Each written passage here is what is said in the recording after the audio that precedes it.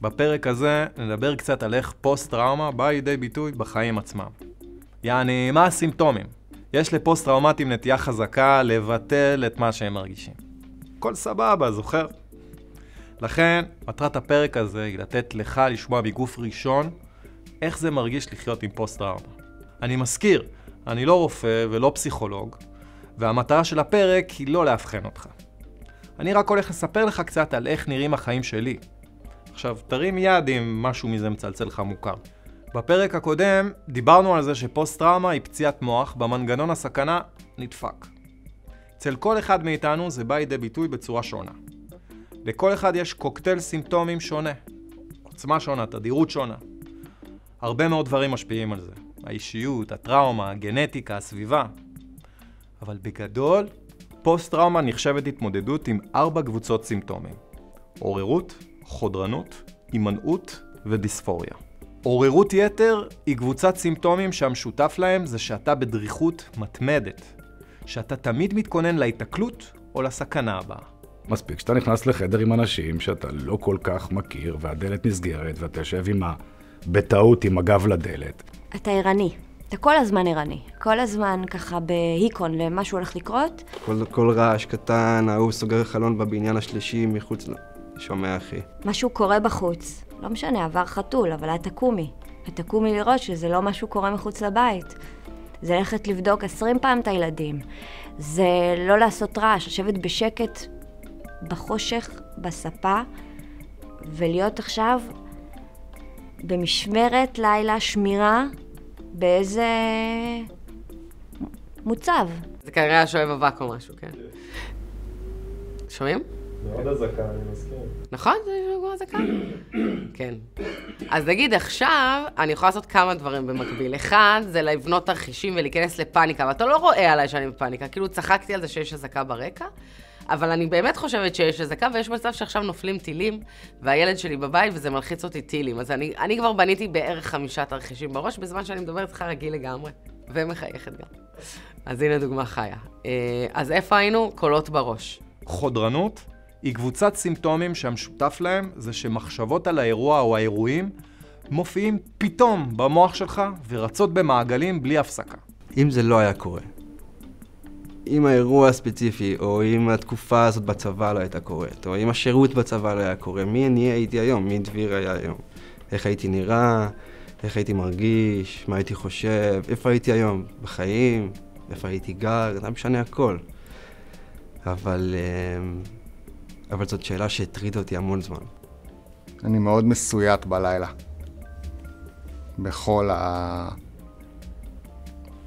בלילות הראשונים הייתי קם קודם כל בהכאה יפה, טובה, איכותית, ומזיע את עצמי, ולבן כמו סיד. אתה שם, אתה בטיל עוד פעם, מחבק את הטיל עוד פעם, וזה היה תקופה. לעשות את הסיבוב ריצה שלי, שאני עושה תמיד באותו מקום, במושב, ולראות ששמו פרוז'קטור ענק לכיוון השדה, וזהו, אני בפלש בכלל של פעילות שהייתי בתצפית, וזה היה נראה בדיוק ככה, ואני כבר לא רצה בקצב הרגיל שלי, אני בורחת בכלל מחדירה של מחבלים, כאילו, למשל. מחשבות לא רצויות חודרות לתודעה שלך ונשארות בלי יכולת להפסיק אותן. זה יכול לבוא לידי ביטוי בסיוטים בלילה, פלשבקים במהלך היום, זיכרונות פתאומיים, דפיקות לב חזקות, מחשבות טורדניות. הימנעות היא קבוצת סימפטומים שהמשותף להם היא הניסיון להרחיק כל זיכרון של הטראומה. רק לא להיזכר או לחיות מחדש. זה יכול לבוא לידי ביטוי בהימנעות ממאכלים מסוימים, ממקומות ומאנשים. הימנעות אומר בעצם אני כל כך מפחד לעשות משהו שאני מעדיף לא לעשות אותו בכלל. אני מוצא את עצמי לפעמים שבוע שלם לא מצליח לצאת מהבית. למכולת, לסופר פארם, לסופר. אני לא נכנסת לסופר, שחלילה לא ייפול איזשהו משהו מהמדף, אני ישר פזצת. גינות, ממש לא. ממש לא. כאילו, אני ישר רואה את הסיטואציה הבאה שהולכת לקרות. כאילו, אתה יודע, יש הימנויות, אתה יודע, ביום יום, אתה יודע, יש דחיינות, שאתה יודע, למה היום? אפשר מחר, ואם לא מחר אז מחרתיים, ולא מחרתיים, שנה הבאה, ועוד שנתיים, ועוד... הכל בסדר. לא למהר. לא בא לך חברים, לא בא לך, אתה יודע, בא לך שקט בקובייה של עצמך, אתה יודע, בבית, במבצר שלי, נכנס, לא יוצא הרבה, כאילו, לא תמצא אותי משוטט הרבה. אז כאילו, ברור שאני לא יוצא מהבית. אני יכול לצאת מהחדר, אני יכול לצאת מהמיטה, יש לזה שלבים, אבל מהבית אני לא יוצא. אני יוצא, כן, אבל לא צריך ימים יותר מדי קשוחים בשביל להגיד שזה too much בשבילי עכשיו, ואני לא יוצא. באופן כללי, פשוט מאמץ אקטיבי להימנע מגירויים שיפעילו את המערכת התפוקה שלנו. דיספוריה היא קבוצת סימפטומים שהמשותף להם זה שמחשבות ורגשות שליליים מופיעים בכמות שמפריעה לתפקוד. זה יכול לבוא לידי ביטוי בחוסר יכולת להרגיש הנאה, חוסר חשק לעשות כלום, תחושה של דיכאון, בהשקפה קודרת על העתיד ועל סיכוייך לשרוד בעולם, ואפילו במחשבות אובדניות. כל תקופה של דיכאון משתנה בעיניי בהתאם, זה לא אותו דבר. אצלי זה לא אותו דבר. זה משתנה בהתאם לדברים שאני עובר באותה תקופה. אם זה קורה, נגיד, תקופה של יום הזיכרון, שזה דבר שיכול לקרות, אז אני אחשוב על העבר, אני אחשוב על חברים שנפטרו, אני אחשוב על אנשים שנפצעו, אני אחשוב על אנשים שלא נפצעו, אני יכול לחשוב על כל דבר.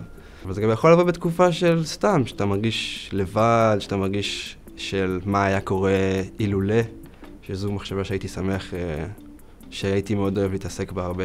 אתה נוזל איפשהו משהו, כאילו, אתה נוזל החוצה מעצמך, כאילו, אתה נשאר איזה גוף כזה סמרטוט, כאילו, שלא בא לו לא בא לו. בימים של דיכאון אני שוכב על הספה.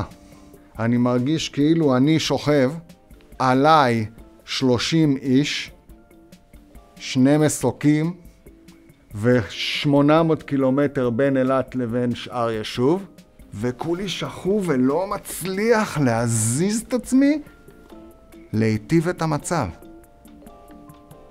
דיכאון. 4 קבוצות הסימפטומים האלה באות לידי ביטוי בצורה שונה אצל כל אחד. קוקטייל אישי, זוכר? לאחד יש יותר זעם, לשני יותר דיכאון, לכל אחד יש גרסה מסוימת לפוסט-טראומה. וזה חלק גדול מהבעיה. זה שעדיין אין בדיקת דם מהירה שמאבחנת PTSD, מעודד את הקול הפנימי ללחוש כל הזמן שאין לך כלום. שאתה סתם מפונק. אתה? מה כבר קרה לך? יאללה, תעביר דף. אנשים מתגברים על קשיים הרבה יותר גדולים. אל תהיה נמושה. בפרק הבא אנחנו נדבר בדיוק על החלק הזה במוח שלך שפאקינג לא סובל אותך. הקול הפנימי הזה שמנסה לשכנע אותך שלא קרה כלום. שהכל סבבה. יאללה.